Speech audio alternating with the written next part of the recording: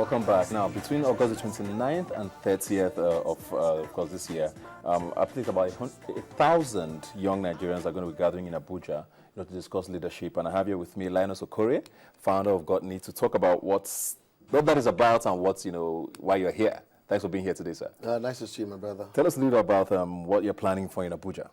Yeah, I mean, it will interest you to know that on the 29th and 30th, 1,000 young leaders from all over the country and in diaspora will gather in Abuja to discuss the future of our country in ways unimaginable. It's a leadership development system that will inspire young people to develop their leadership skills, and not just that, build a huge network of young people from all over the country who are doing great things. So you're going to be having peer review mechanism where a young person from Ekiti State, for instance, who is doing great and thinks he's the best, he comes into Abuja and discovers that there's another guy from another part of the country who is doing like 4 times better.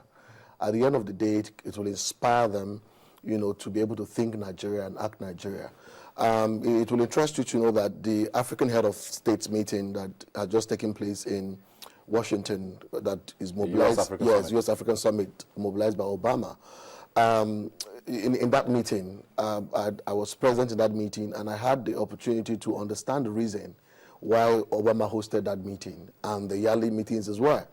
And I discovered that what Obama is saying African people should do for themselves is what GOTNI has been asking Nigeria for the past 18 years to do for herself, that young people can decide to define and redefine the future of our country as a result of giving themselves the opportunity to grow in leadership content, which is what is missing. So leadership competencies is key for national development. And so young leaders in institutions, companies, corporations, I'm asking them to come together so that we can redefine this country and set this country on a path of growth, because we want to be leaders, not just for the future, but of today. There's something I always hear, when people talk about, women and young people and how they should be given a chance, and I know it's something that comes up a lot with the youth. Absolutely. And there's a school of thought that says, if you're good enough for something, you would get it anyways. Why make space for you? Absolutely. So are the youth the problem?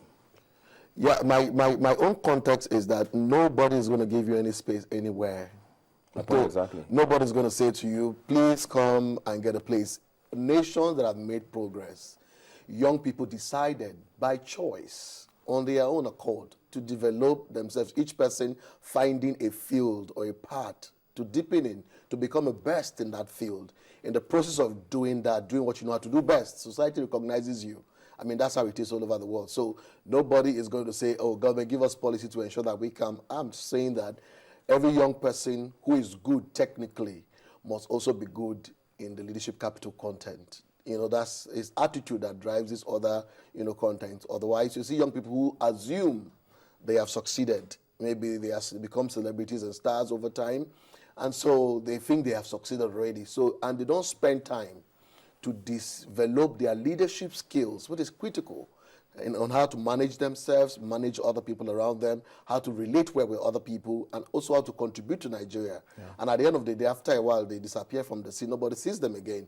You see, it's not sustainable. So, but what we are saying is that, it is time that, we started the habit of teaching young people that they must keep learning and build a learning system around them. So this conference provides the opportunity for that, to be able to happen, where young people will come together from, their workstations from all over the country, from all over the world, Nigerians, and say, you know what, we want to be part of history and shape themselves, network. Yeah. It's a huge 1,000 human resources at the same spot.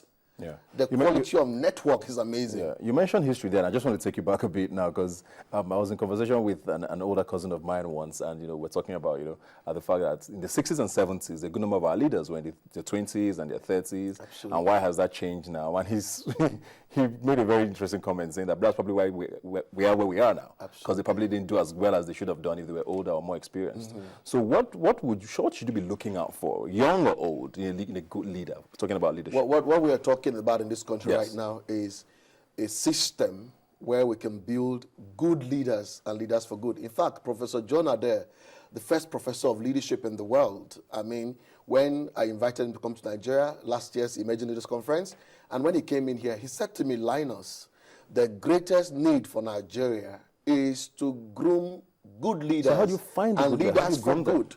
How do you groom and them? So how do you do that? how you can groom them is creating platforms like this one. Apart from, we have other 15 brands where we're grooming leaders, but this Emerging Leaders Conference provides that opportunity where you have over 15 outstanding, successful speakers from all over the world coming together to spot to inspire the next generation of leaders. In my own thinking, it is amazing. Away from the fact that you're having people speaking to us, you also have a situation whereby young people themselves will begin to speak to themselves.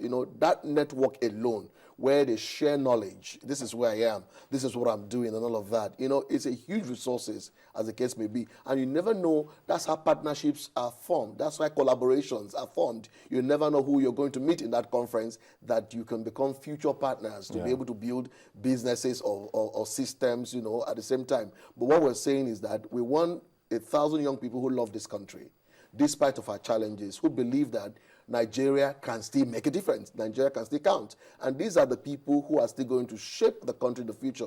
If you remember, at the time in America when Thomas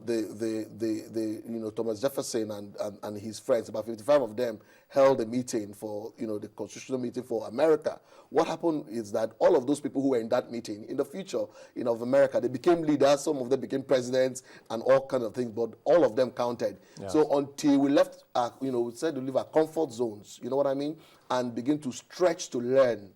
Learning is the next way to the future. If you're a young person hearing the sound of my voice today and you don't take learning as critical to developing yourself to be part of the leadership process in the future, when Nigeria will change, because this country will be transformed soon, and only those who are deliberate with seeing the role they can play in the future of the country and begin now to develop themselves in ways unimaginable. Can play a part in Those are the only people who can play a part. At the end of the day, you could not have anybody to blame. Yeah, I was at a conference, at a seminar, I think about 2 days ago, where Toyosi Akerele of Rise made a very interesting comment. She said, the young people of today are going to need more than just talk to be the change, because we've lived in a country where over the years corruption is the norm and people get away with it. So it's okay to say, okay, when we get there, we're going to do differently. But that you get there, you can do the same thing and nothing would happen.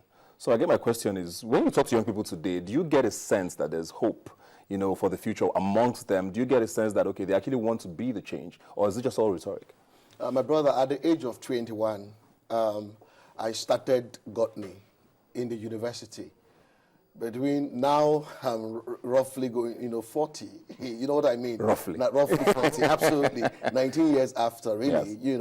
I have been able to build and impacted over 60,000 young people directly.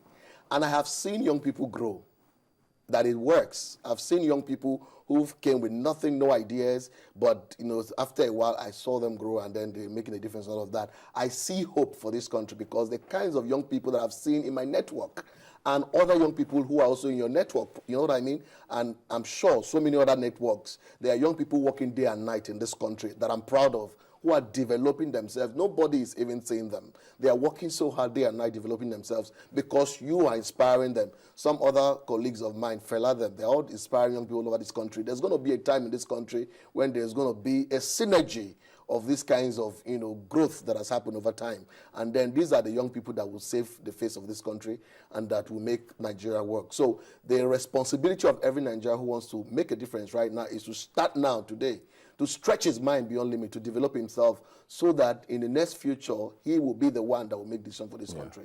A very